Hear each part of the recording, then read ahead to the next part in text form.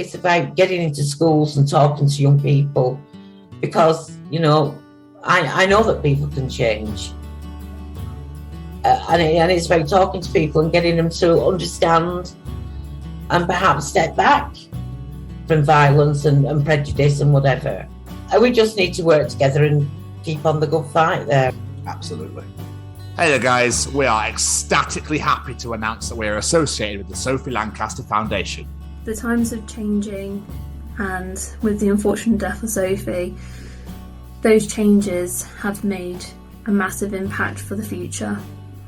If Sophie was with us still today, I can guarantee what you are doing will still be reaching so many lives of young teenagers, young adults, and those who wish to be as different as possible. So thank you very much.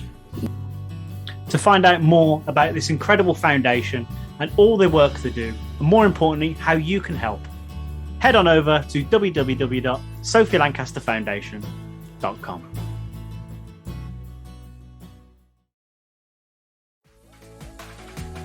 Hey Jamie, do you like being cozy? I do. And do you like staying cozy? I like that even more.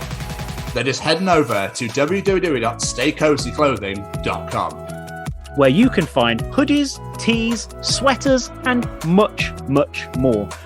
And just enter the Chronicles as one word at checkout to receive 10% off your order. And make sure you follow them on the Instagram at Stay Cozy Clothing to keep up to date with all the new designs. Remember, guys, that's the Chronicles as one word at checkout to receive 10% off your order. And now back to this week's episode. Hey, this is Baz Black, and you're listening to the Chronicles of Podcast. Be whoever makes you happy, not what makes other people happy.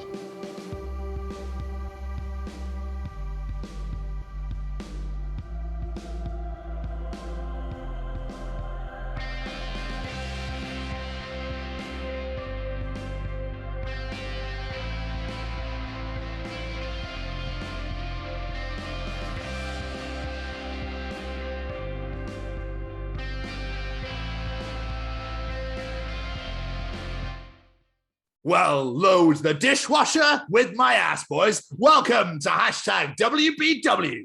Way back Wednesday. And these are the Chronicles of Baz Black. Why Baz this week, Jamie? First off, before why I explain Baz, loading the dishwasher with your ass is the most horrendous mental image I've ever had in my life. Could you imagine with pan handles would be absolutely fine. Maybe pan lid, actually. Pan lid would be absolutely okay. Fine. When you get to plates, then you're struggling. Oh, what about glass? Ooh. Yeah, but you get wine glasses would be fine because they've got a nice thin stick. But yeah, to get to actual glasses, yeah, you could be a bit stuck there. So good luck with that. Oh, you could just go the lip of the glass. There do the lip. Yeah.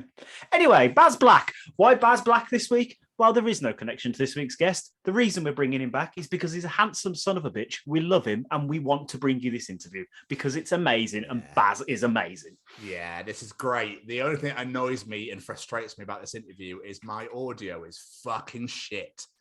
And with how great the interview is and how great the conversation was, and I'm like,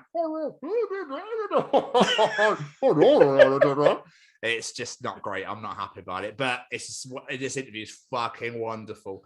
And I was actually really proud of my little rant that I went on. Because it's one of those things where you start going off on those rants, but I tend to be like, yeah, well, she's a fucking bitch. Then I told her that the chimney wasn't really working properly. And to get a wheelbarrow up there, it was really hard with mushrooms. So, yeah, exactly. Because my train of thought just goes off. So, but no, Baz is just the genuine, most wonderfulest person in the world. He's a piercer. He's a director. He's an actor. He owns Sherlock Productions. You just go and check out Reflection. Go check out Merrow. It's won a shit ton of awards. And of course, his most recent movie that he has just finished filming, Dublin Crust. Go and follow Dublin_crust_movie on the Instagram. If you're a fan of Father Ted, there's a lot of people from that TV show in this film. And I'm quite excited about it. It's all about an Irish punk rock band. It looks amazing. It does. And the other thing I love about this conversation as well is anyone that's seen Baz, the man, apart from the front of his face, is covered head to toe in tattoos. I think he looks fucking awesome. But obviously, he's had to deal with a lot of adversary because of that. So this is where these guys come into play. Because stamping out prejudice, hatred, intolerance, and everything, Baz has had to deal with a lot of shit because of his appearance. And we talk about that quite extensively in this interview as well. Because, you know, Baz is a big advocate for mental health and whatnot. So again, ties in a lot with these guys. So yeah, this is wonderful. And I really appreciate Baz for opening up to two complete strangers. Okay, we know him pretty well now, but when we first spoke to him, we were two complete strangers, and he literally just poured his heart out. And love you. It was beautiful, and I could listen to him talk all day, every day. Yeah, those beautiful Irish dulcets are incredible. Could just listen to him speak. It's just So very, very excited to get this released. Very excited to eventually meet you in the future, my friend. And very, very excited for everyone to hear this, because it's just a genuinely wonderful interview. I'm just so fucking sorry about my audio. It's okay. It's fine to podcast with one of Bill and Bed the Flat, haven't it? Jamie! Yes, sir. Any of those words of yours that you tend to speak quite often are final at all? They are. These final words are going to say, Mr. Baz Black, we love you. Thank you so much for doing this, and we can't wait to sit down with you again in the future. Absolutely, Baz. Thank you for taking the time out of your very busy schedule to sit down with us, talk to us, hang out with us, and just have a bit of a chin wag. It was very, very enjoyable. Everyone, get this downloaded, listen to it, and fucking enjoy it, and tell all your friends about it, because it's just great. Who doesn't like listening to Katie Hopkins get slammed every now and again? Ladies and gentlemen, these are the Chronicles of Baz Black. Good. How are you? Not too bad. I'm okay. Dude, what is that background? Oh my days. That is quite the collection. That's insane, man. What fucking hell taller than that? Holy fuck. It goes the whole way around the room. So yeah. If my wife had her way, they'd be in the bin, but I'm like I'm old school. I know, I love it, because obviously if the internet just dies, what are you going to do then? Because obviously everything's online now. So exactly, yeah. And there's always that obscure film that you can't find online that I dig out every now and again.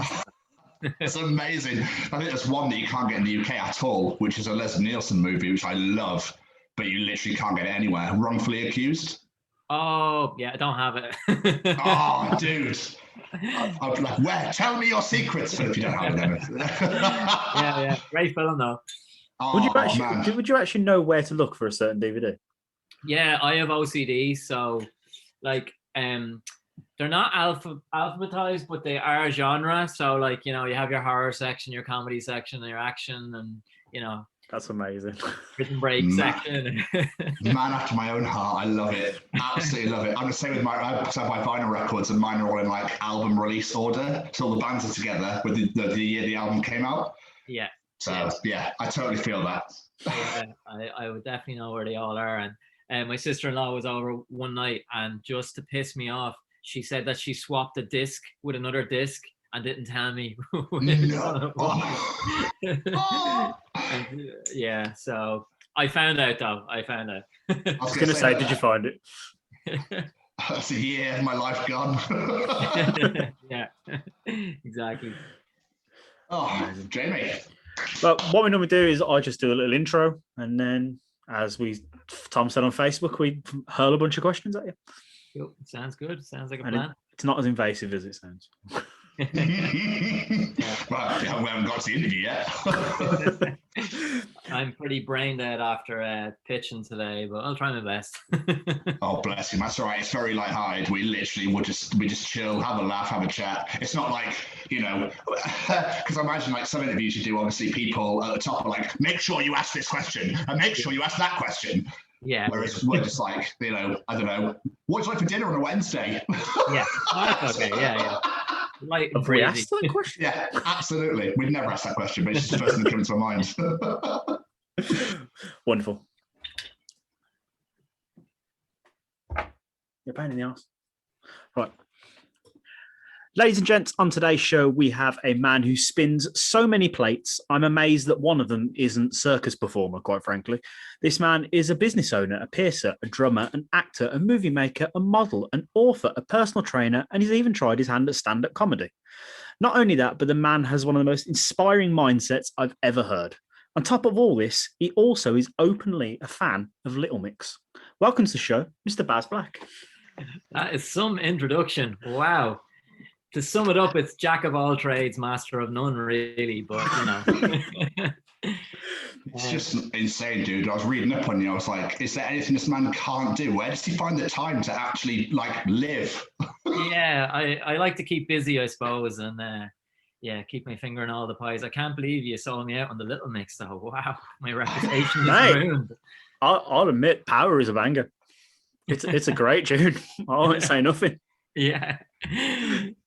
Well, unfortunately. He won't. Sorry. Baz, man, first of all, I want to say thank you so much for all the love on social media we've given us today. You are the first person in a year and a half that's ever done that. So that means the world to us. Thank you so much for doing that. We really appreciate it. No problem at all. No, yeah. I mean, I'm shocked that people don't do it in general. You have to support each other and, you know, give each other shout outs and stuff. So, my man. But still, how has your last year been, man? I mean, obviously that's the loaded question. It has been good, and you know, I've tried to stay as creative as possible. I used the lockdown as an excuse to do a lot of writing. I got my feature film script done, which was great. I was lucky enough to be on a big enough production that had all the COVID protocols that was still filming through a lot of it. Otherwise, I would have cracked up completely. It's had its ups and downs. It is really tough. So much has moved and pushed out, and so many projects have gone away. But just trying to stay as creative as possible and make things work the best we can, really. That's good. I mean, it's good that you were able to stay busy throughout it all, because obviously half of the people managed to still do whatever it was they were doing and keep going, and the other half were literally like, I am losing my mind. Yeah, there was a few of those days. Yeah. I can imagine. Yeah. But I'm not surprised, because like most of the things that are listed that you do all involve like being out and about and around people and things you can't do during a lockdown. Yeah, it was so tough, and I think the biggest adjustment was I'm always so busy with so many things, and I kind of thrive off the stress of it a little bit, and you know, always busy. And I definitely do have a touch of ADD, I think. So, you know, sitting still is not my forte. So I did have to adjust as best that I could and just try to put the creative aspects into something different than what I would normally be doing, you know? Yeah. I mean, so many people had it way worse, you know, than me. So like, you know, I don't like to complain about it too much, but even like with the piercing work and that's my bread and butter in between the filming and everything, that all went away. So, you know, it is tough when there's no money coming in on that side. So yeah, big adjustment for everybody. Oh, absolutely, man. But I mean, other than obviously with the filmmaking and the writing and everything, did you like learn a new skill or teach yourself anything whilst being locked away? New skill or teach myself? No, not really. No, it was just mainly it was working on the feature script. Was my main kind of, you know, getaway or my pastime. And just, you know, try to maintain exercise. And like I said, I was filming for quite a lot of it as well. So, you know, I wasn't just sitting at home completely bored all the time. I might just learn Italian today. I should have tried to learn a new skill, but it didn't happen. Don't worry about it. You have plenty of other things going on, man. I don't blame you at all. What about you guys? Did you learn anything new? I mean, I moved to Wales. Well, that's something new. Yeah, and got a brand new job. I'm working on opticians now, so like they've obviously been open the entire time. So that was quite nice. I was furloughed for a very long time. I worked for a holiday company before, and it wasn't pleasant. So not really. I should have done more, but I'll be honest, I just focus on this more than anything else. Okay, brilliant. Are you going to learn Welsh? I mean, I've read it. Oh my days! It's like someone tripped over carrying a box of Scrabble. A good description. I like that. It's like it's a YAALDY. Right, that's cat, mate. That's cat. That is. One about you, thing. Jamie? To be fair, I know I didn't really learn anything. No. For the first lockdown, I did a bunch of housework stuff, and then I got a new job where I was working all the time because I now work in a hospital, and obviously they're definitely not closed. So yeah, not really. Like the same as Tom, I've been putting all my energy and effort into this. So Yeah. That's good. but one thing I saw you did do during the lockdown was a video of yours called Loot, which was absolutely fucking hilarious. That made me laugh so much. Yeah, and I mean, like, there's kind of a bittersweet like story behind that because my dog of 15 years passed away during the first lockdown. Oh shit. And we were absolutely like devastated. My whole family were. And we were so devastated the next day that I was just like, I need to do something. And I'd kind of been toying with an idea of doing like a little lockdown, video. And like I said it to my wife, I was like, I want to go film something. She was like, are you crazy? Because we were all so upset. And then to try and film comedy was just like a strange thing. But I just needed to like get out of the house. I needed to do something, be creative and not just sit there thinking about it, So that's actually where that comedy video came out of. But yeah, it was just something fun. And at the time, I mean, the whole thing is about, the toilet paper being sold out and the pasta, everyone was fighting each other over those items. So that's what the whole little comedy thing was about. Oh, I'm so sorry. So sorry about your dog, man. That's rubbish. Yeah, it was a tough time, but try and feed it into the creativity of something else, I say laughter is the best medicine. Well, yeah. It was So strange. It was really strange. And then actually, the day after that, was my audition for Kin, which is the new TV series that I'm on with Aidan Gillen. And I was still like, devastated over losing my dog. And I did the self-tape audition, and it was like, I know every actor is self-critical, but it was horrendous. Like, it was shit. But I sent it in anyway. And then I know the casting director pretty well over the years. And I messaged her like a few days later, and I was like, I never do this. I'm like, I'm really sorry. But I explained the situation, I just said, like, my dog had died. I just wasn't into it. And fair play to her. She let me film it again. And I ended up getting the part then from that second tape. So. Oh, nice. Oh, that's awesome. That's really good of him. Incredible. Everything happens for a reason. I like to believe. Absolutely, Baz. I completely agree with you. I'm all about that. All about fate and everything happens for a reason, that sort of thing. Like, So, by the way, how did your production meetings go today? Yeah, they went. I mean, they went. I hope they went well. So I met with 5 different production companies, and each one of them requested the script. So that's a bonus or a positive thing out of it. It's quite stressful, and it was 5 separate meetings with 5 different production companies. So it was like 2 hours, and trying to pitch and trying to keep up that momentum and that level of enthusiasm, and but yeah, it seemed to go well, and it was so nice. Like, I suppose stroking the ego or just breaking the ice that 2 or 3 of them recognized me from stuff that I've done in acting. So it was nice that they kind of knew who I was, and it wasn't just a stranger coming in and stuff, So that's positive. That's really cool. Yeah, I bet by the last meeting you were sick of the movie yourself. But yeah. So I don't want to talk about this anymore. Film, this happens. Cheers. See ya. Reading your fucking self. That's it. Done. But yeah, it was good. I mean, as you know, it's a stressful thing to be pitching, and especially over Zoom. It's so much easier in the room, face to face. I think you can get so much more across when you're actually in the room with them, and over Zoom it's a little bit tougher, I think, to win over the room. But yeah, hopefully, fingers crossed anyway. Well, we've got everything crossed for you, man. Yeah, absolutely. Right, so as I said in the intro, you spin a stupid amount of plates, but what was the original plan for you? What did little Baz want to be when he grew up? Little Baz, always a drummer, and that was my main thing. Like, if you ask my mother, I've been drumming since the age of 3 or 4, and grew up with my cousins, and they always had a band, the garage band. So just grew up and I was playing drums all my life. So I just wanted to be like a little punk rock drummer. And I've been in bands since I was 10. I don't think I've ever not been in a band. I'm in 3 bands at the moment, drumming. So yeah, it was always the drumming aspect. And then later on, then it was the fascination with, tattoos and piercings, and that all came through the music as well.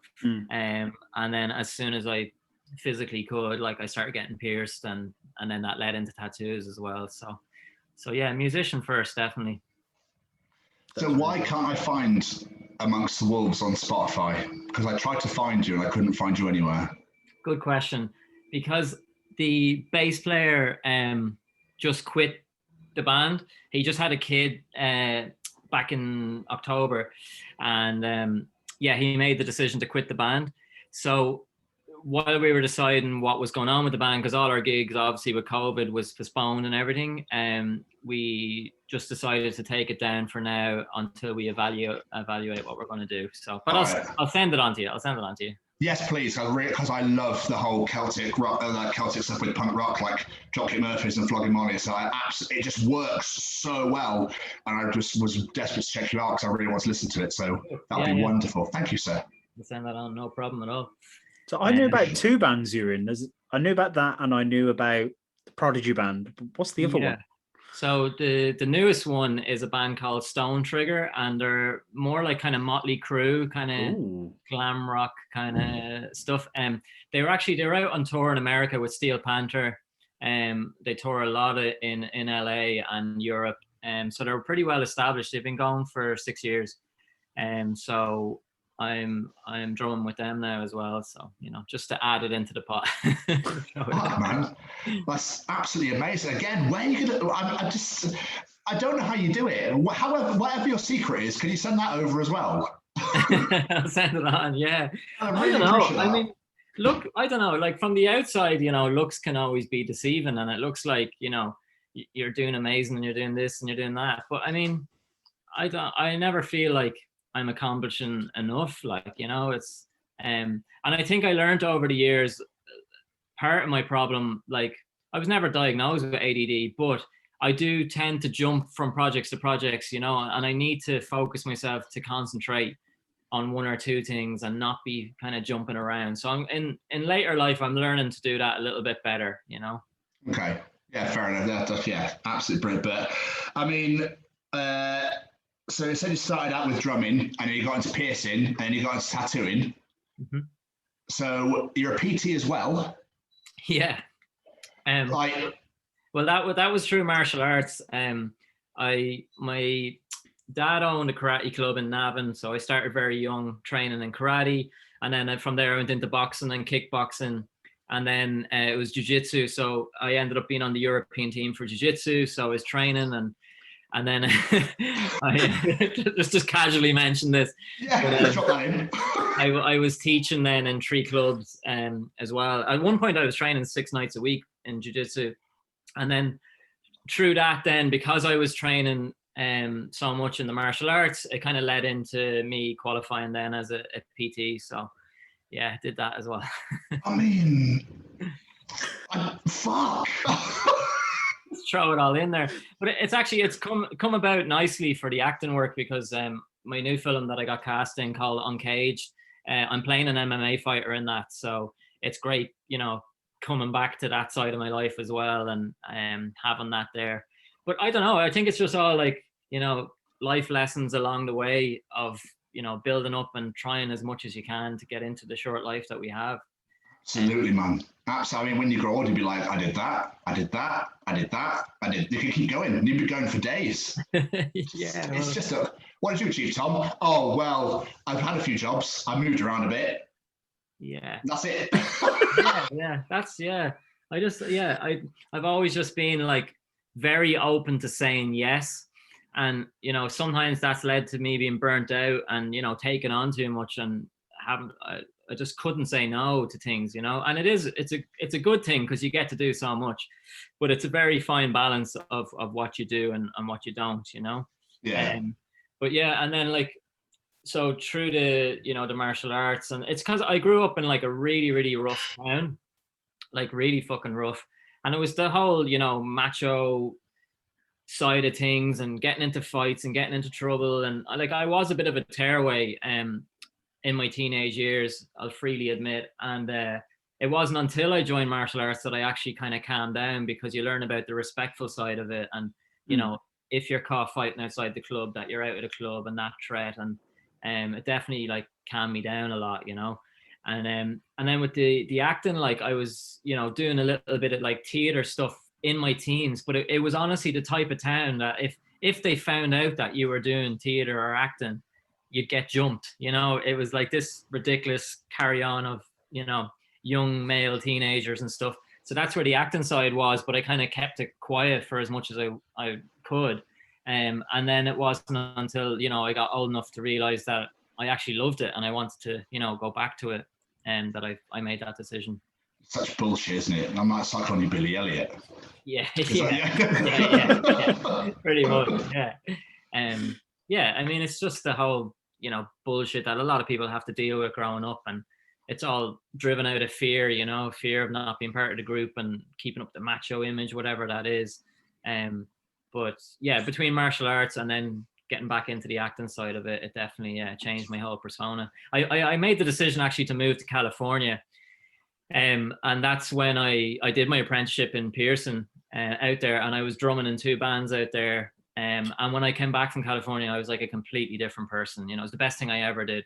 Everyone thought I was crazy. I literally just like got a bag on my back, had no plans, didn't know anyone, and just off I went. I spent my first night sleeping on a park bench. Like, that's how unplanned it was, you know. Wow. Yeah. But it shapes your character, you know. I'm just proud of you that you did it. Proud that I didn't get murdered. Well, that as well. I don't know what that one is like, so. Yeah. So, was it in California that you managed to land into the Badlands? No, this was, I mean, when I moved to California, I was only 19. And then, like, when I came back, then, you know, is when I got into the Pearson side of it. And then just with the image, like the tattoos and stuff like that, it was actually getting roped into more the alternative modeling side of things. And like, I'm extremely quiet and shy in real life, like completely. And I had no interest in it. And I kept getting asked and I kept getting roped into it. And I started doing that, and it became quite successful then. And the more I got used to it, the better I got at it. And then I got asked to be in like music videos and, you know, different projects and stuff like that. So through that, then I kind of remembered how much like I did love the acting side of it. And then it wasn't until like a good few years later that I started actually, you know, properly giving the acting side a go. I mean, I've been at it, like, I'd say, you know, properly the last 15 years. And I went back training, you know, in the Bow Street Academy that's here, like the biggest one that's here, only a few years ago. And I was training out in LA as well. I went back to LA. So really only taking it like properly seriously in the last 10 to 15 years. That's mad. So, like I said, Into the Badlands is like, it's one of the first things that's on your IMDb. Is that one of the first big job you landed? Because I know how accurate IMDb can be at times. Yeah, it's probably the biggest thing. Now I had done like lots of, you know, stuff before that, smaller stuff, and I was in loads of adverts and all that kind of stuff, and a few TV shows and just popping up. But yeah, Into the Badlands was like the biggest network show that I landed, definitely. Sorry. Yeah, go on. No, so what adverts are you in? What else? What adverts are you in? Oh, adverts. Yeah. I was in a Guinness advert. I was in a Jameson advert.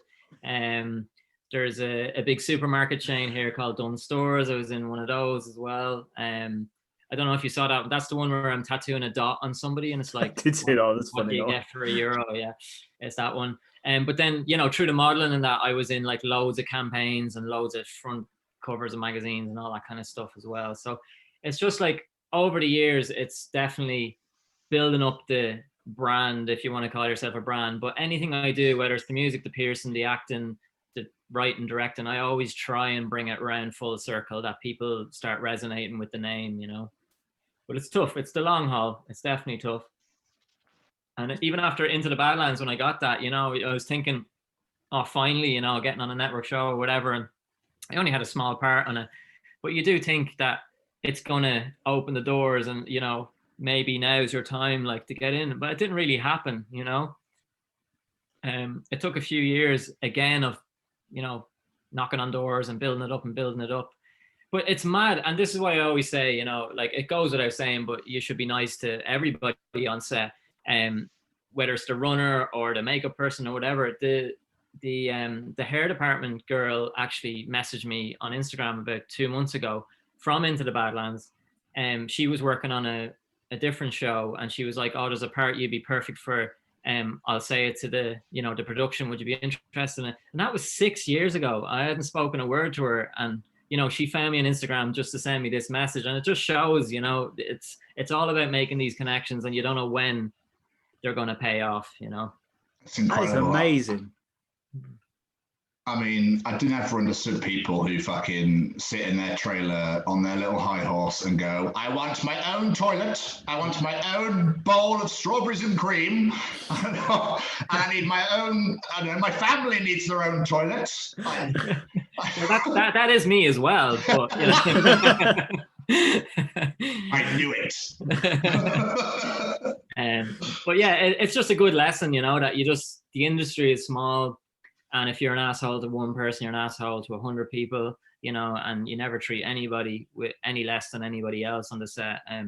But yeah, it's a good lesson, And the casting director, Louise Kiley, who got me that job and Into the Badlands, she got me onto Kin, so that's a 6-year transition, and she, we still have a good relationship, and she'll always, push me forward for stuff and that. So it's definitely, the whole game is building up the connections, and hopefully they'll pay off someday. We love that. We love that. I do that. Amazing. But so obviously you've moved, I don't want to say you've moved on from acting, but you've put a lot of focus into your own production company now with Sure Look Productions. When did this become a thing, and what made you decide to do it? Yeah, I mean, I was never good at school. I was an absolute scatterbrain, and I was always told that I would never succeed at anything because I was, I couldn't sit still for 2 minutes. And so anything like, academic as regards maths or anything like that, I never excelled at. But anything creative like art or writing, I always had a keen interest in it, and especially writing and stories and essays and all that kind of stuff. So one of my things on my bucket list was to write a book, but I never in a million years thought I would complete a book and put out the book. So, but I did. I put it out. It did pretty well, and the rights to that book have been picked up for a film version of it, which is amazing. So that was like my first step into the writing side of it, and then it was. I directed like music videos, and I directed a viral video. I don't know if you saw that one, where I covered my tattoos completely in makeup. Yeah, I made a note of that one. I directed that one. But it wasn't until I was in Bow Street doing acting, in the academy, and they were encouraging you to write your own scripts for scene work that you were doing. So I wrote a few, and I was still very like, Jesus, is this going to be shit? And some of the scenes I did, they went down really well. And then it ended up that a lot of people from the college were getting me to write them scenes. And, so I was kind of being encouraged that way. And I was like, okay, well, maybe, maybe I have something here. And yeah, it was going really well. And then I was kind of getting a bit of confidence. And then one of the tutors in the college was like, I did a scene, and they were like, push your boundaries in here and, write about stuff that you wouldn't normally write about, whatever. And I tried one, and it was like a full comedy one. And I don't really, I like sarcastic comedy or black comedy. I don't like comedy, give it a go. And then I never forget, she turned around and she was like, after it, she was like, yeah, some people just shouldn't write their own scripts. And then I was just like, oh, well, I'm never writing again, like, fuck this. But after a while, I got over myself, and I was like, I'll give it a go. And the whole thing was, because of my image, like, I do get typecast as the drug dealer or the pimp, or that. That's fine. They're fun to play. I love playing them, not complaining. But there is more to my acting side than just playing those characters. So my debut short, Reflection, I wrote it and cast myself in it to show a more vulnerable side. That just because I look like this, it doesn't define my personality. And the juxtaposition between me and this little girl who basically saves me from committing suicide in the woods, seeing us on screen, and it did what I wanted it to do. People were shocked, going, we never would have associated with you having this like tender side. We just thought you would be a tug, you know. And so it did really well. It won Best European Short. I won the Albert Pine Directors Award, and it opened up a lot of doors, which led me on then to the second short, which is called Merrow, which is about mermaids. It's like Irish folklore tale that my granddad used to tell me. Now, I'm not in that. I'm not the mermaid in that. I didn't cast myself in that. I'm not watching it. I'm not watching it now. I know. What's the thoughts in that clam bra? I want to push boundaries, but not that far. But, so yeah, I did that, and it's a very cinematic piece, and it's kind of a beautiful piece about mermaids and stuff like that.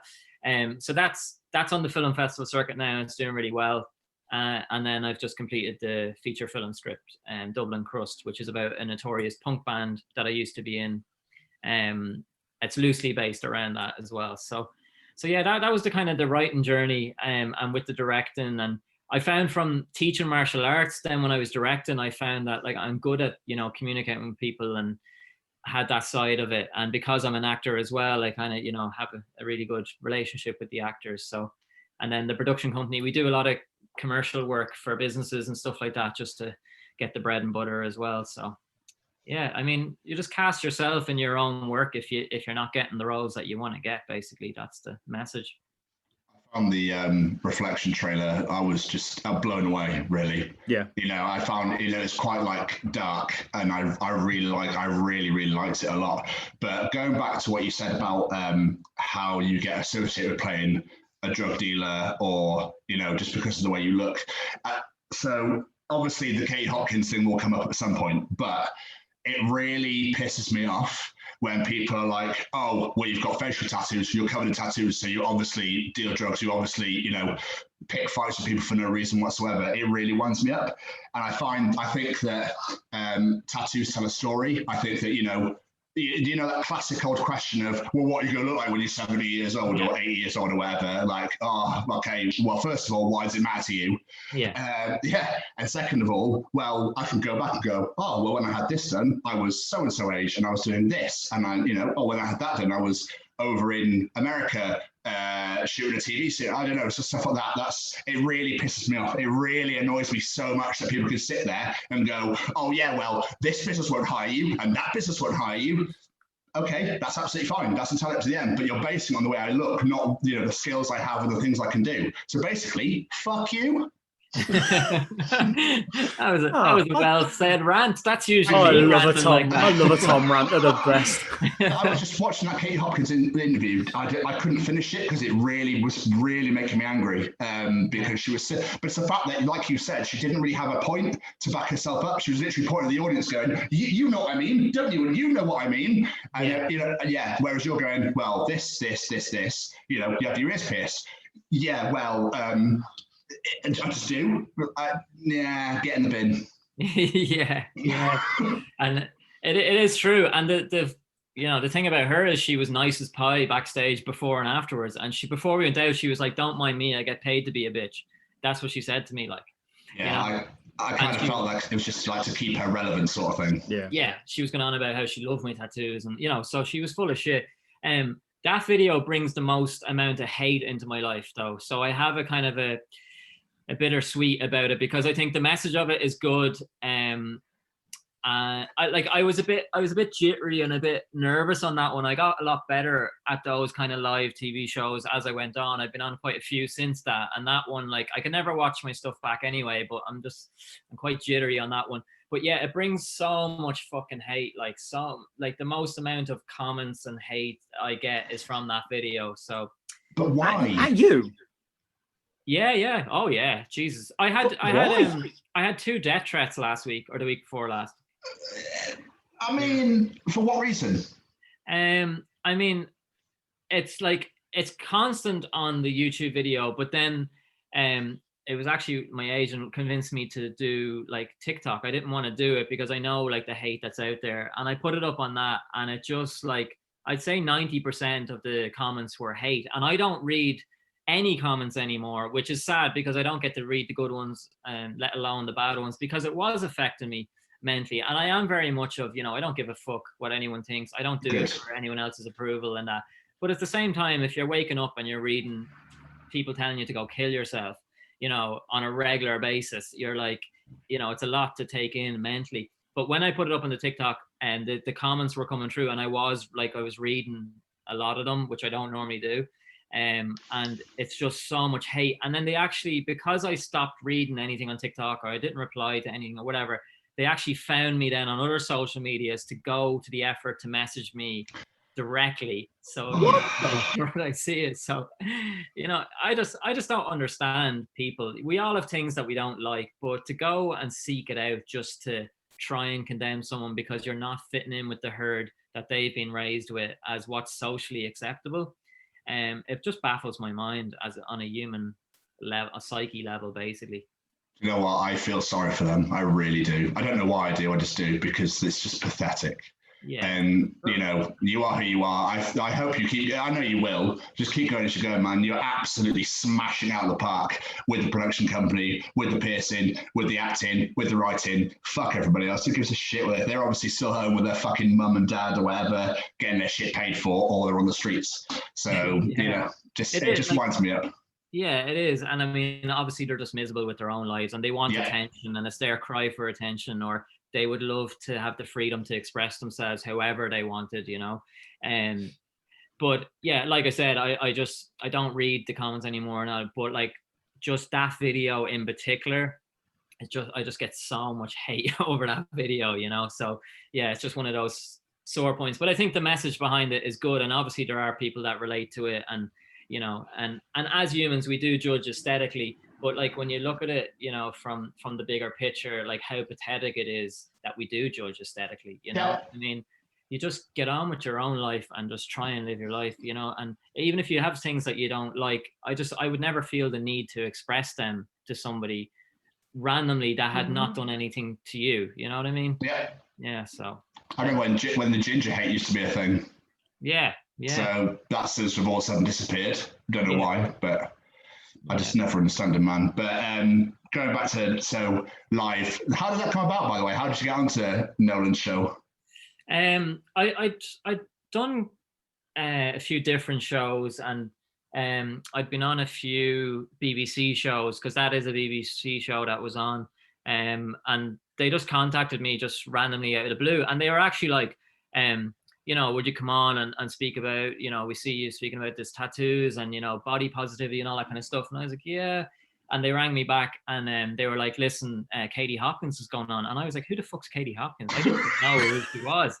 And she's like, oh, she's a bit extreme. Like, so like, would you be okay with it? And I just went and Googled her, and I was just like, listened to a few of her stuff. And I was like, yeah, I don't care. Like, I'll give it a go. So yeah, that's how that came about. It was just a straight phone call. But I mean, I turned down, like Body Shockers, like for 3 seasons in a row. They rang me honestly over about 200 times, because I'll never put myself into a situation where they're trying to portray something negatively about somebody's image or why they do it or what they do. I'll only do it when there's a voice of positivity behind it, and not condemning people for their choices, you know. Nobody can tell you what you can and cannot do to your own body. It's your, you know, it's your choice. So yeah, then through that, and I've done a lot of shows since, and like I said, I feel like I've gotten better, but I've said no to more shows than I've said yes, you know, because of the angle that they're coming at it from. Just going back to the haters, I'd love to see them say it to your face. This is the thing, and I used to sit there and reply to them, and I've invited so many people. I've actually Google pin dropped the address to my shop and be like, come on in, boys.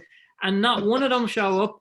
And it's rare, you know, it's rare on the streets. Now, I have gotten into, you know, a lot of altercations on the street, unfortunately. And I've no problem with people being curious.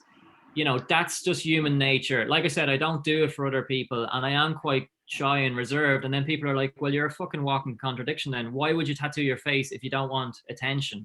And it's like, I can't answer that question, but I don't do it for attention. And I hate when people stare at me when I'm out in public, and especially when I'm with my family and my friends, because I'm used to it, but they feel so awkward. And there has been a lot of physical altercation. I was asked to move in a restaurant because somebody didn't want to look at me while they ate. The waiter came over and asked me to move. I've been refused membership to a gym, even though I'm a qualified PT, because I had a mohawk and my visible tattoos. I'm not allowed. I was refused into a lot of bars and stuff like that because they think you're going to be trouble. So yeah, I mean, it is a catch-22, and it has made me avoid a lot of social situations unless I'm gigging with my band and stuff, because people are bad enough in daytime real. Add drink into that, alcohol into that, and their inhibitions go out the wall. And I have a very, very short fuse. I always have, and something I try and contain. And I don't want to be getting into fights with people, you know, that want to come over and start touching you and trying to like take the piss out of you and that. You know, I don't put up with that. So I understand curiosity, but I'll definitely draw the line when it turns into disrespect. And I have had plenty of situations, you know, like that. Now I'm lucky in my hometown and where I live now, people know me now, and there's very rarely any shit, you know. Good. But if I go like up to Dublin, like the city, it'll be back to the getting the shit and the stairs and all that kind of stuff. Yeah. I'm sorry, man. That's such a shit way to like live your life almost, because you just know that people are going to stand there and go like, what the? I just don't get it. Especially it's 2021. What's fucking wrong with people? Yeah. Oh. I mean, in America, I was out in LA last year, and you don't get that. You know, just, you know, nobody gives a shit. And I find when I'm in London, nobody gives a shit what you look like over there. You know, they're all too busy with their own lives, and I love that, because people are kind of like, oh, London's you know, it's not very friendly, and I'm like, it's perfect. You know, you know, don't want anyone, you know. So is it just the Irish? Is that all it is? Say that again. Is it just the Irish? Is that what it is? Oh, it's probably just the Irish. Yeah. Yeah. So I watched that one we just mentioned. I saw a clip from one with a woman named Brenda Powers. I only saw a little clip. She sounds like a bit of an arse. I didn't know who she was. I've never heard of her before. And she was actually like an arse backstage before and afterwards, you know. I actually afterwards, look, it is what it is. She's a journalist. We had our opinions differ or whatever. And it's for the show. I went up to shake her hand at the end of it, and she just looked at me and walked out. And she didn't even shake my hand. Wow. And the production, they all turned around and go, Baz, you won that one, because she wasn't big enough to, you know, shake my hand. You know, even if we have a difference of opinion or whatever, I don't take it personally. You know, she's there to state her opinion. I have my opinion. It doesn't mean that we can't, you know, be civil to each other. But yeah, she walked out then. So that was a bit of a. Do you guys know Tommy Tiernan, the comedian? Oh, yeah, I was just going to mention the Tommy Tiernan one. Yeah. Yeah. Oh, I love him so much. He was brilliant. He was really good. And he actually then like he apologized for his first comment when I walked out, because the first thing he said to me when he saw me was, any regrets? And then after our conversation and, you know, how, you know, people deal with it, and, you know, by the end of it, he was like, oh, I was one of those people. I'm sorry. And I was like, no, it's cool. Like, it's a natural reaction. I get that a lot, you know? So, but he was really, really cool. And he's, I can't really say, but I kind of said it now, but with my new film, he's possibly going to be involved. So, you know, it's great to make these connections and bring those connections through with you. That is beautiful. I love that interview. I just love Tommy T. He's such a fucking amazing guy. Did he come into your shop? He booked in, him and his wife booked in to get tattooed off my wife. And then the whole COVID thing hit. His schedule and everything, but he still is like, him and his wife, we have the designs done for them and everything, so hopefully we'll get them down. Awesome. I'm excited. That's awesome. We're excited. He was genuinely lovely, and afterwards we were talking for about 2 hours afterwards about music and life and everything. He was brilliant. He was really, really cool. And he's so fucking funny. Yeah. That's incredible. The one thing that baffled me about all these chat show appearances is they all seem to be about your appearance and tattoos. And I was watching, I was like, this guy does like 150 other things. Why are we not talking to him about them? Yeah, well, interestingly enough, with the Tommy Tiernan one, I was out there talking to him for over an hour, and they edited it down to 7 minutes. And I know the director of that show because I worked with him on a show called the Irish Pictorial Weekly. It's a comedy show back in 2014. And he rang me the next day to be like, Baz, I'm so sorry, because I was talking about acting, about, you know, my life and music and drumming and like loads of stuff. And I was cracking jokes and he was cracking jokes. It was really funny. And, you know, it was like I was just talking to him. I forgot there was cameras there. It was brilliant. But he said his instructions were only to edit it down to about my tattoos and my appearance. And that's all he could put in. So he actually rang me to apologize. You know, he was like, I love all the other stuff, but I can't put any of it in, you know? So I suppose they have their agenda. And, you know, I mean, that little clip that they shared from the Tommy Tiernan show, the RTE, the production company, they rang me the week after and it got 3.5 million views in that clip, and they'd never gotten over 1 million views, you know, and They were like, oh, it's amazing. And I've been pitching like a TV tattoo series for a long time, you know, and I was like, they were one of the companies, and I was like, now do you see the amount of people that are interested in this, you know? And they were like, yeah, we love it. But to this day, can't break down the doors, you know, to it, because they just don't see it as a lucrative mainstream option, which is kind of sad. But yeah. Which is mad, considering I know it got a lot of hate for it, but you had that Tattoo Fixers program on E4, and that had so popular. It was a huge audience for that. So you'd think they'd want to do something like that. You know, I use that in my pitch as a reference, you know, and Ink Master, and, you know, obviously the start of Miami Ink and all these shows is absolutely huge. And there's nothing in Ireland to portray the tattoo industry. And there's amazing tattoo artists here, and it's so popular here. I mean, the statistic is 1 in 2 people have a tattoo now, you know, and there's definitely room for it. But, you know, it's pitching a few different production companies, and it's mad. They're so stuck in the dark ages that they just cannot see the lucrative value behind it and how many people would be interested in it, you know, and they just want to put the same old shit on again and again. But, you know, all I do is just keep knocking on doors, and hopefully somebody will answer someday. You've clearly been watching too much Tattoo Fixers. What a load of shit that is. Yeah, we hate it in the industry. I've heard. A friend of mine has actually fixed up over 15 of the Tattoo Fixers fix-ups. He offered them for free because they were so bad, and what they showed on the show to what they actually were, he put up the real pictures. He was like, yeah, they're all Photoshopped. You can't cover black tribal with a rainbow. It's not physically humanly possible, you know? So he offered his services for free, and he actually fixed them up, you know? So what a hero. Well, hats off to that guy for a first. Yeah, because we get so many customers coming in going, you know, Tattoo Fixers, I want it. And it's like, oh God, don't mention Tattoo Fixers, please. We've got another one, guys. Yeah. So you briefly mentioned earlier you wrote a book called Ink Princess. I saw a trailer for the movie of it. Has the movie been made, or is it still in production? It's still in production. Again, I mean, COVID reared its ugly head, and it was a co-production between our own production company and a Manchester-based one. So it is still going to go ahead at some stage.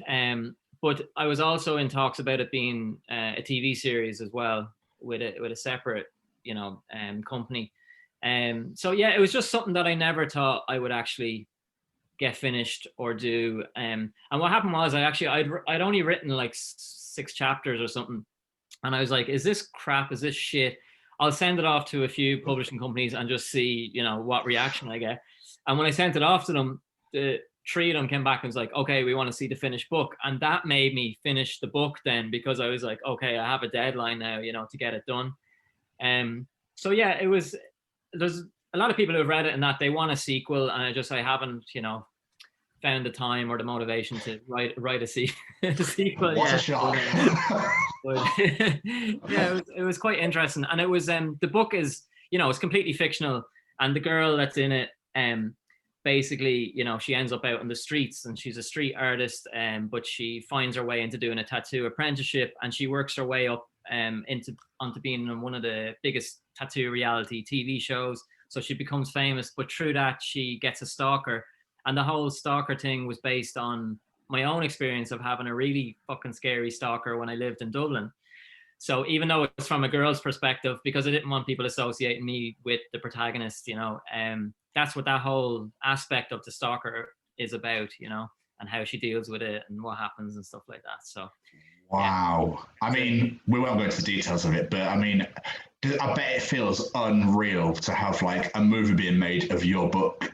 Yeah, it is crazy for something that I never thought I would, you know, get finished. And I never wrote it in mind of it becoming a film or, you know, TV series or whatever. I'm just glad that people kind of resonated with it and enjoyed it. And then I just took that into the, you know, the script side of things then, and kind of gave me the motivation to push on that side. That's so cool. Now, there's a video on your YouTube that you referenced earlier, and we need to talk about it because it's a mix of, it's artistic, it's funny, it's motivational, it's beautiful, and that is the office worker transformation video. Yeah. So where did the idea for this come from about, and how? Because it's beautiful. Yeah, I mean, it was the whole, basically it was the question, like, you know, you were saying earlier, of people asking you what happens when you're 70, any regrets, do you regret them, you know, there's drawbacks to looking like this in life, and, you know, certain things you can't do. So I'd always have the defense of, you know, live for today, you could be hit by a bus tomorrow, do whatever makes you happy, you look after you kind of mentality. But at the back of your mind, you do always say, you know, what would I look like without the tattoos, or how would my life be? And the whole video is basically about people who are afraid to express themselves because of other people's opinions that we have to face with. So the whole video is that he works in an office, you know, my tattoos are completely covered up, I'm wearing a wig, and I'm miserable. I'm absolutely miserable. My boss has been a dick. The other co-workers are sneering at me. You know, I'm a nobody in there. And then it follows me home. And when I get home, I start, you know, wiping the makeup off to reveal my tattoos. And it leads to me then going playing a punk gig with my band to show that that's where I'm truly myself and truly happy, you know. So that's the whole, you know, idea behind the video, to be whoever makes you happy, and don't be hiding yourself just because you're worried about what other people will think of you. You know, that's the message behind that video. And it went crazy viral. You know, it was over 100 million shares and views. It went absolutely insane. I couldn't believe it.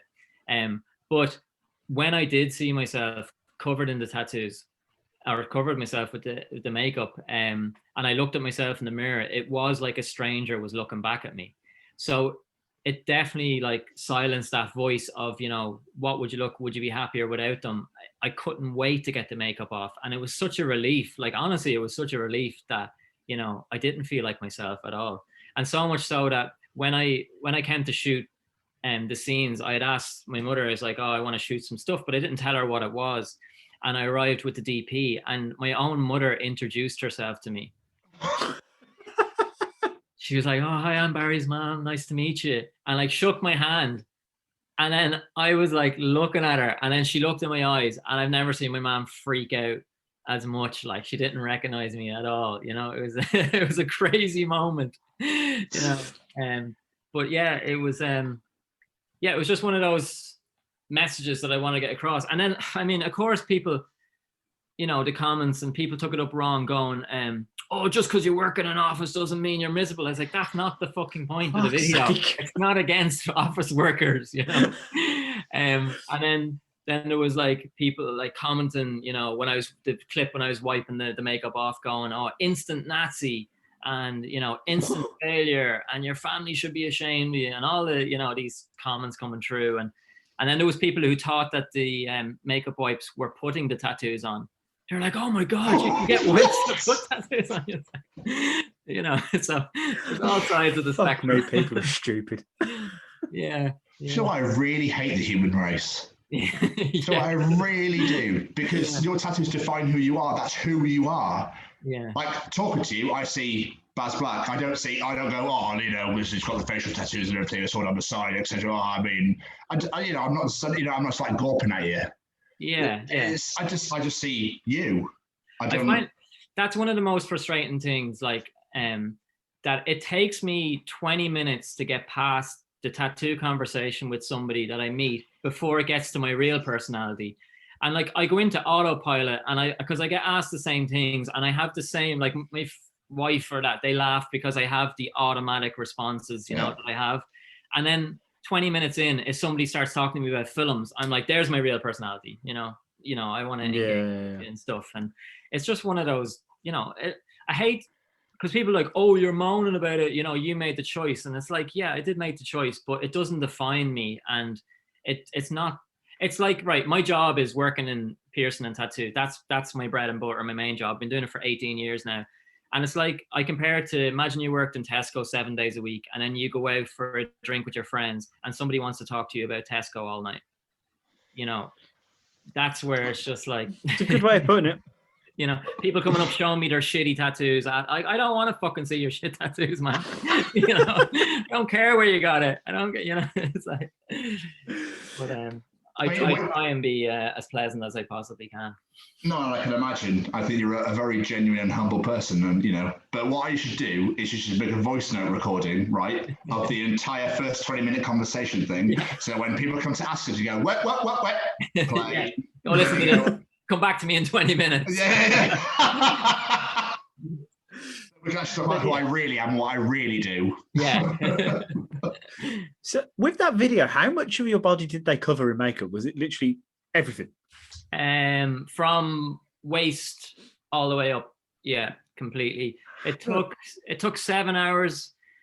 My friend, she's an award-winning makeup artist, Marie Murray.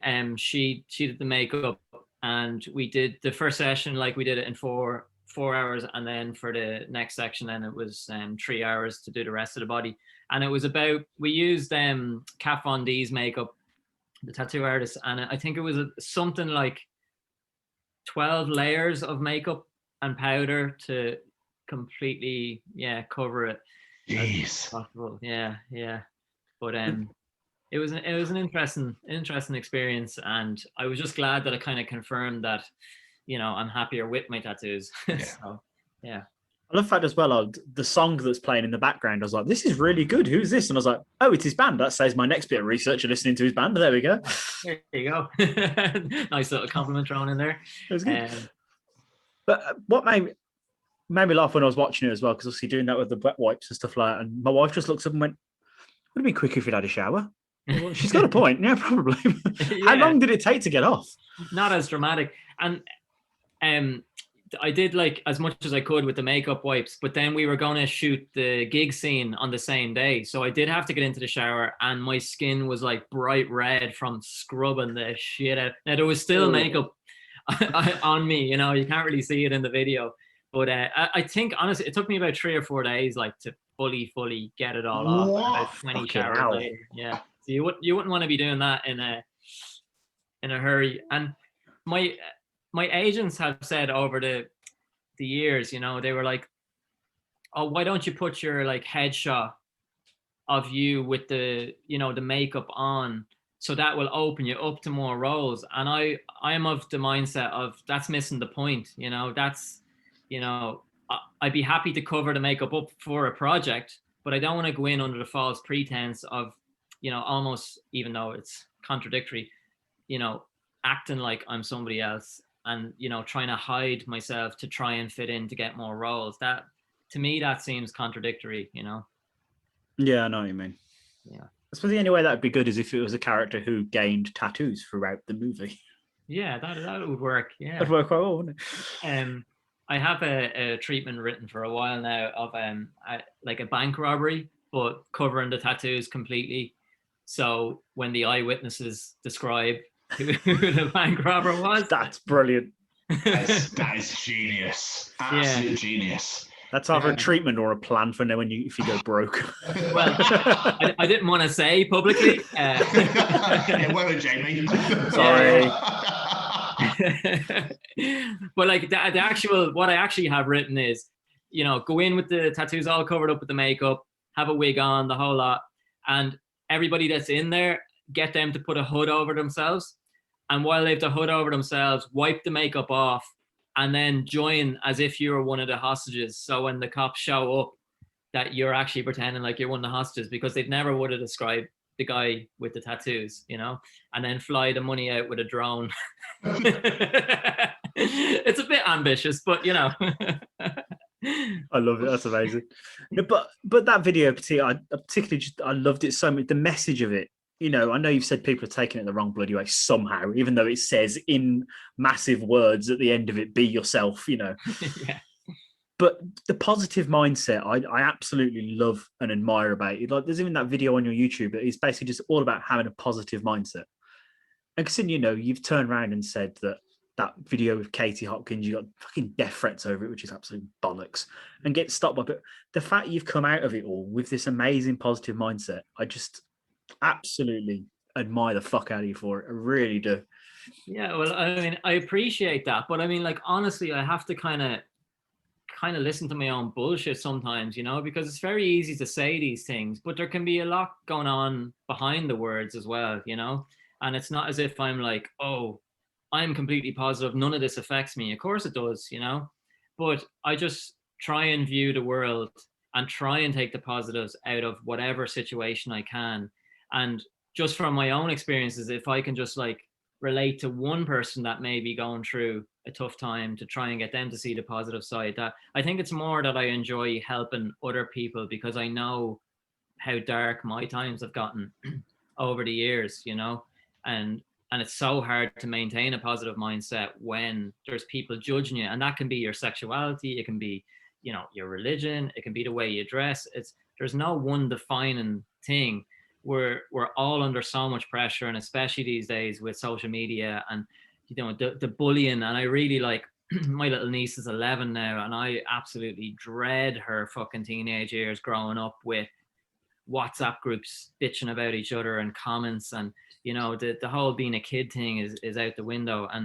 And so I just think that all the shit that I've kind of had to deal with, because I chose to be different from the crew of life, I suppose, and that if I can try and shed some positivity on it, then I enjoy it. Yeah, it's such a shame how fucking like shit childhood is now. Like, I'm kind of pleased that we grew up when we did, like in the 80s, 90s time, when you could be a child, you could leave your door open and go and play outside and climb trees and fall out of trees and all that sort of thing, go and play Power Rangers or whatever you did as a child, that sort of thing. Whereas now it's all like, you're on Facebook, have you got a phone yet? Like, you got 8, 9-year-olds being like, I want an iPhone for Christmas. Like, why? What do you need a phone for? I know. Crazy, man. I say to my parents now, I was like, you were so irresponsible. We used to go off down the woods at fucking 9 a.m. And the only time, like, my dad would whistle for us to come up for our dinner at 6 o'clock. I was like, we could have been killed. We could have been kidnapped. We could have been murdered. And they were just like, that's the way it was, But now you're like, you wouldn't dream of letting your kid go off. And like, I see like my niece, and they're out playing, but they're sitting around on their iPads in a circle. And it's like, where's the kids gone, And it's no imagination anymore. Yeah, and TikTok especially, like, Jesus, like the stuff that's on there, and it's, I mean, for kids and for other people, and the amount of hate that's on there, because everybody is fighting for that little bit of attention, whatever way they can get it, and they don't give a shit that your words have just caused somebody to go kill themselves, No. And it's so flippant, and it's so much hate, and like you said earlier, there's nothing to be said person to person anymore. They hide behind their computer screens, and that's the sad world that we live in. It's like, because everyone's allowed to have an opinion now on whatever the fuck they want. Yeah. And I think suicide rates have increased massively since social media's become a thing. Absolutely. So it's just, it's mind blowing. Like you said about how, like, when you said you're out for however long, 9-10 hours, and your parents only whistled you in at like 6 p.m. whatever, but it's almost like it wasn't talked about back then. No one ever really thought about it. It was just go and fun, enjoy yourselves. Whereas now it's all like, watch out for pedophiles. People out there kidnapping dogs at the moment. Like, what is the world coming to? It's insane. I know. Yeah, it's just mind blowing. I think on a big scale, like, the human race has failed in so many aspects, and unfortunately, like, at this stage, it's probably irreversible, the damage that we've done. Yeah, absolutely. Which is a very sad statement to make. And just on the positivity side of things, I mean, I speak about, as well, this is on the flip side of always kind of being told that, you were never going to amount to anything, you were never good enough, and it's just sending out that message that people learn in different ways, and you need to be able to embrace, certain ways of learning. And just because they're not good at, maths, it doesn't mean that they're not going to excel. And it's about proving these people wrong. That's what I kind of thrive on. Like that one in the college, I said, some people should never write.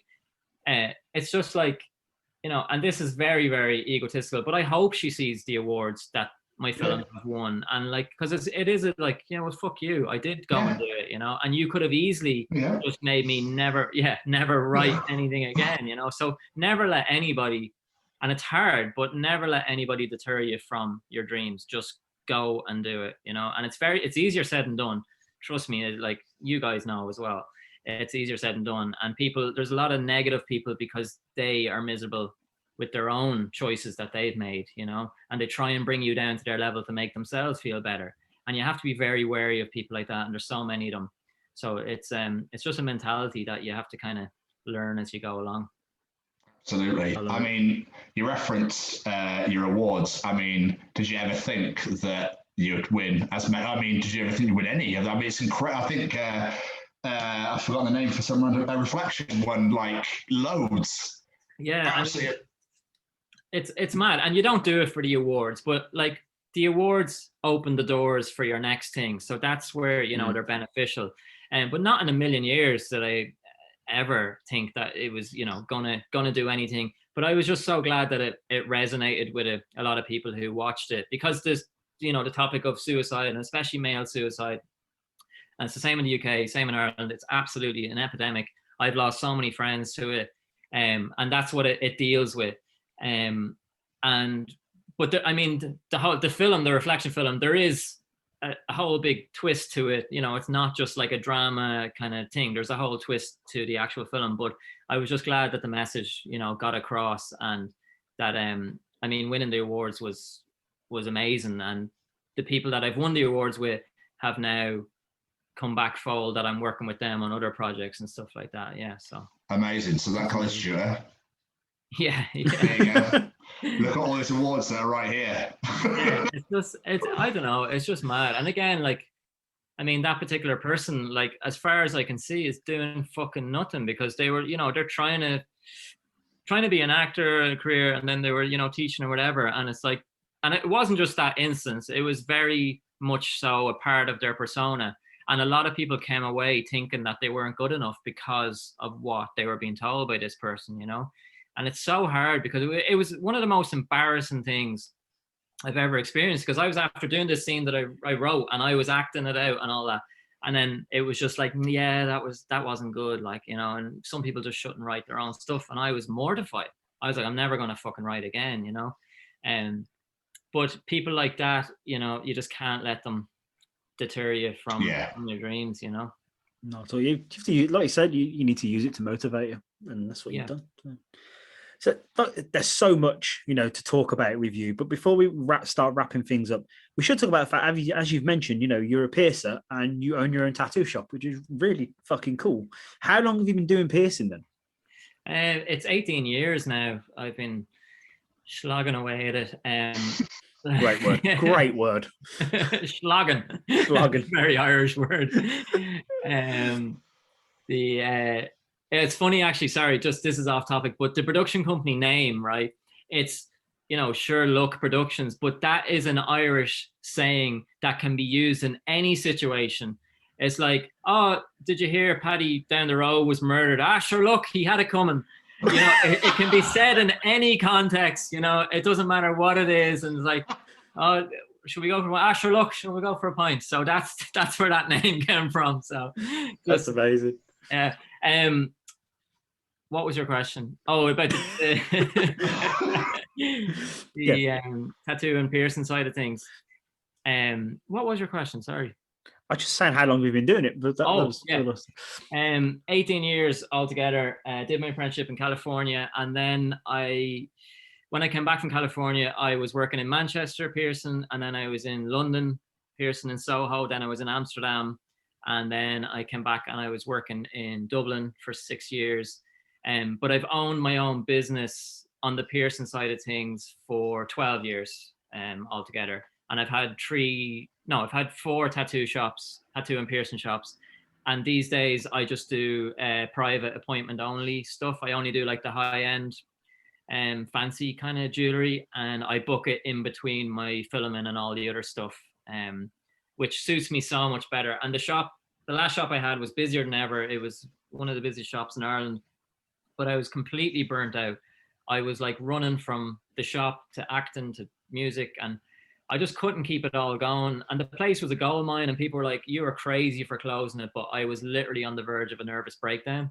So I closed it 2 years ago.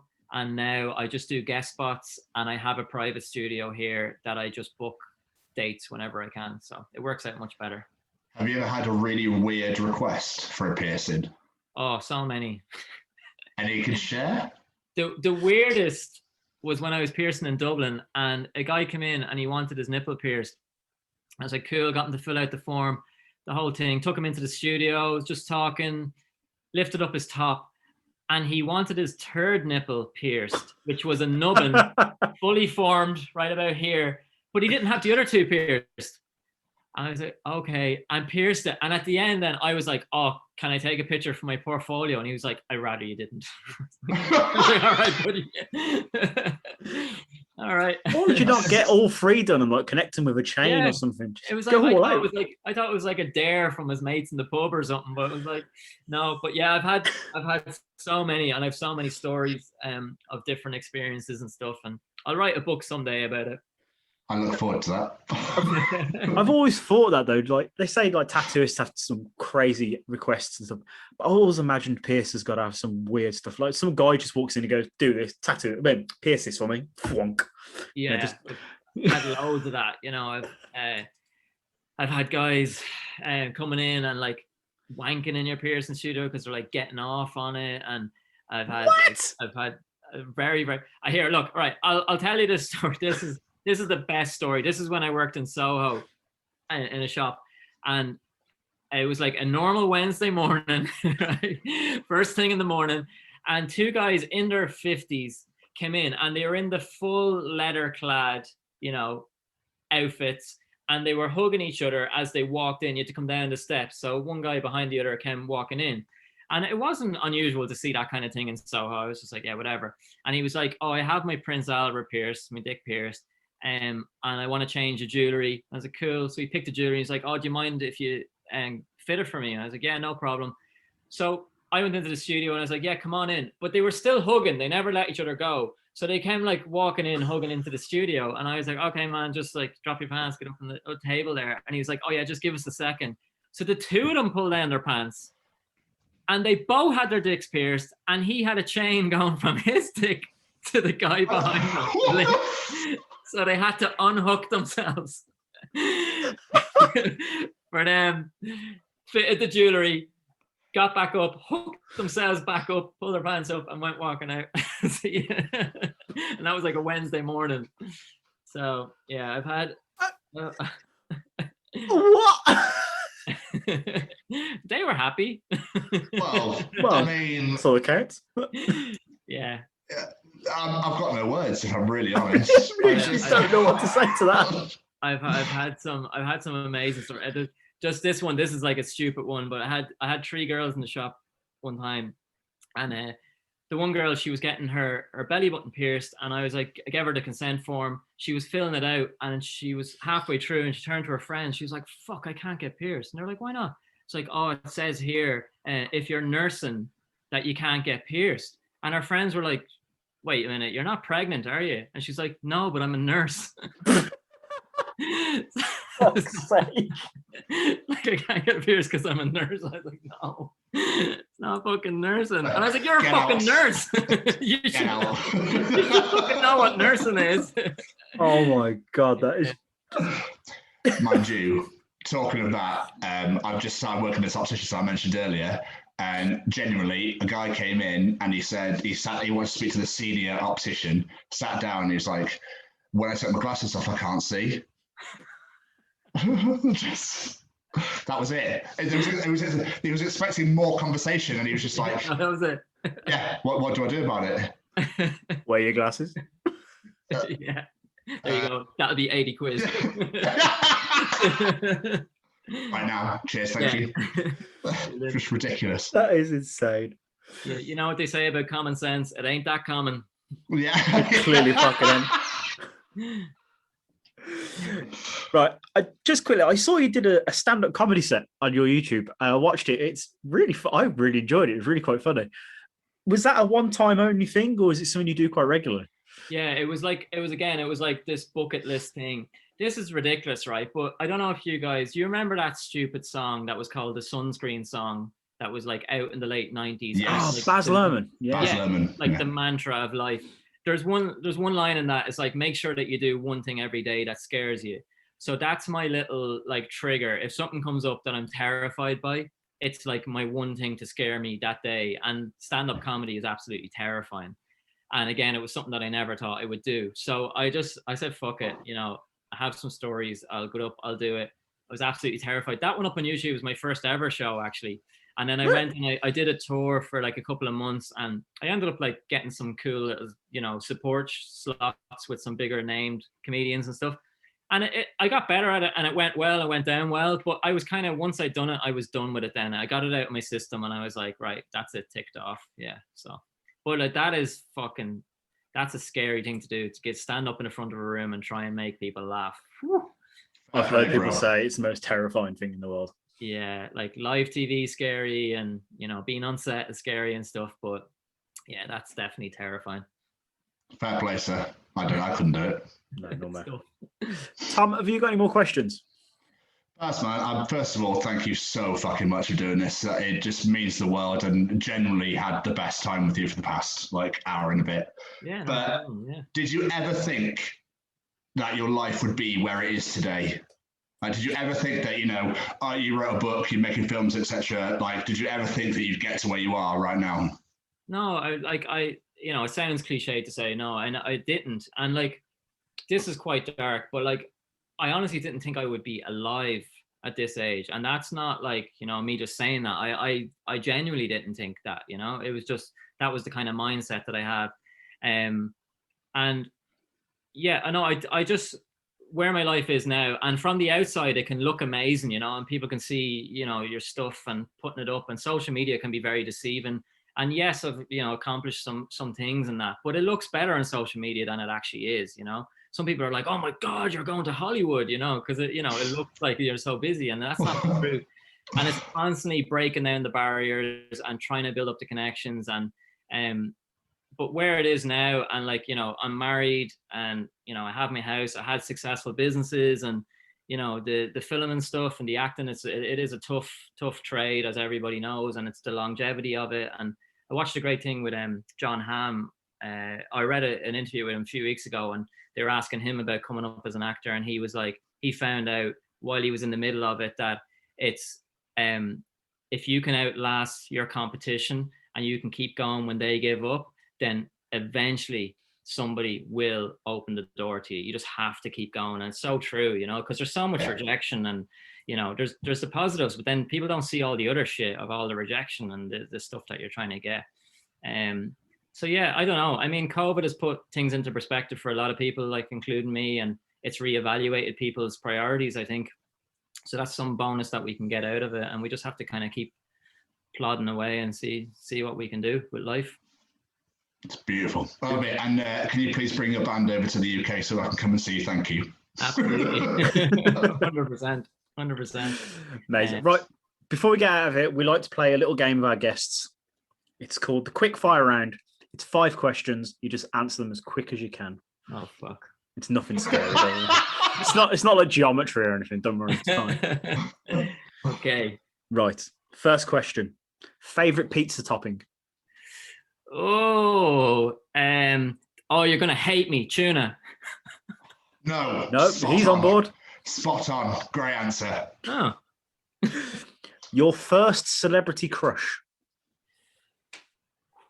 Pamela Anderson. Cracking choice. Great choice. Your go-to karaoke song? Oh, Meatloaf. I'll do anything for love.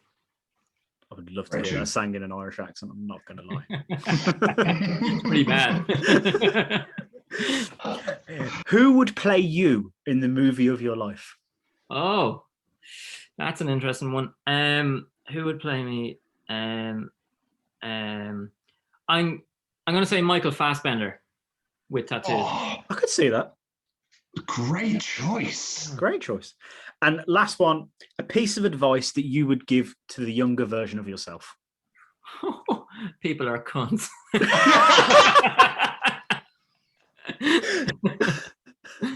If I'd known that then. I think that's my favourite answer that anyone's ever given. Nothing's going to top that. Yeah. Oh. That was fun. Fucking beautiful. Baz, this has been amazing, my friend. I really enjoyed this. But before we get out of here, is there anything you want to plug? Any socials, any websites, anything, just wherever you can send people? So just I'll plug my new feature film. It's called Dublin Crust, and I describe it. It's like Trainspotting meets The Commitments and has an illegitimate love child with the full Monty. So watch out for that one. That's what I'm working on. Social media wise, basically Baz Black. You'll get me on any of the Instagram, Twitter, Facebook. Just put in the name, and like I was saying, that brand. Just put in the name, and you'll find me along the way. And yeah, it's been an absolute pleasure. And just from you guys, like I do a lot of these things, and this is the most natural, authentic one that I've done, because the questions just weren't like the usual questions, and I was able to talk a lot freer. So thanks a million for having me. Really appreciate it. Thank you. I really appreciate that, mate. We loved it. Thank you so much. It's been a genuine pleasure. Loved it. And yeah, I was going to make a joke. I was like, so why have you got tattoos on your face now? I'm joking. Any regrets? Seriously, man, thank you so much again. Have a great rest of the day, evening, whatever you've got left. And yeah, hopefully we'll speak soon. Deadly. Thanks a million, guys. Enjoyed it. Thanks very much, mate. Take care, man. Been great. Man. Cheers. Bye. Bye-bye. Hey there. I'm Frank Guglielmelli, and I'm the narrator for the audio drama Feed, featuring such audio dramas as Bounty Hunters, Marty and Mars, Val Toby, and so much more. You can find all of these wonderful programs on Spotify or wherever you listen to podcasts. Or you can go to our website at www.audiodramafeed.com. We are thrilled to be affiliated with the Chronicles of Podcast with Tom and Jamie.